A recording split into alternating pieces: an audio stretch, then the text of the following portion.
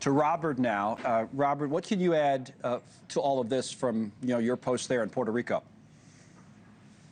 Well, I mean, if it seems as though it's an intense environment in Washington, D.C. when it comes from the political front, I mean, that tension is palpable here in the region with the way, I mean, especially in the last 24 hours, there's been so much activity here, especially from U.S. forces. And then seeing this incident off the coast of Venezuela, in which you had a combination of U.S. troops, but as well as law enforcement ultimately detaining the ship that was on its way to Cuba at the time. And you heard the White House press secretary giving a bit more insight, carrying sanctioned oil. The ship had a history of running oil from Venezuela and Iran. They said in this case, much of the oil would be earmarked for the IRGC, or the Iranian Revolutionary Guard, and they contended that the further use of that would be to fund terrorism around the world. So that is the messaging that is coming from the White House here at this moment.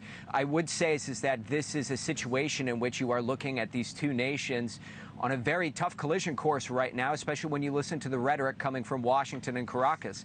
You have President Trump, who has said that he wants to see Venezuelan President Nicolas Maduro out of office. You have the Venezuelan leader saying that he doesn't want war, but he's prepared to break the teeth of the United States. Those were his words that he gave to supporters at an event there.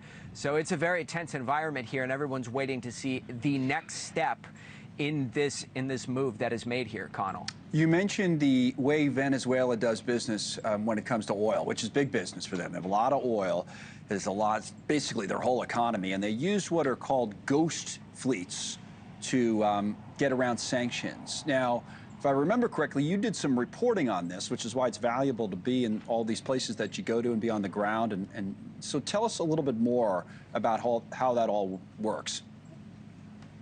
Yeah, I mean, we were in a very different body of water, the Baltic Sea, very much so the same issue. I mean, this shadow fleet, ghost fleet, whichever you want to call it, is the main means that some of these countries use to evade sanctions. This was us in the Baltic Sea, as some members of the shadow fleet were running oil from Russia. In this case, you're dealing with Venezuela.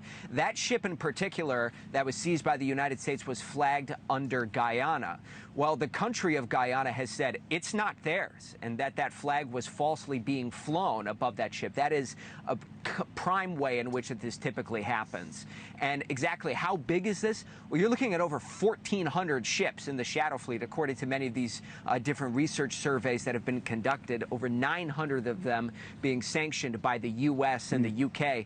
So this is a huge issue. And when you look at Venezuela as a whole, I mean, oil is central to their economy, and a big chunk of it goes directly to China. So, I mean, this is really hitting Venezuela where it hurts on many different levels, Connell. Yeah, let me pop up the telestrator, Robert, for just a moment. If you guys look at this, the reported fake locations, we have the spot several times between October the 29th and December 4th. That's where it is near Venezuela. But here's some of your points. Maybe you could just, just add on a brief comment or two on this. But, here's Iran in here, reported location February 6th to December 8th to the east. So just a closing thought on how this all works. Look, I mean, this is big business for Venezuela and many of these other countries, such as Russia, who will go to great lengths in order to continue to fuel their economies there. This is a significant move made by the United States, and you can expect that it's going to have significant ramifications. Let's get some analysis now. Thank you for watching. Subscribe below and download our NewsNation app right now on your phone, and you will get fact-based, unbiased news for all Americans.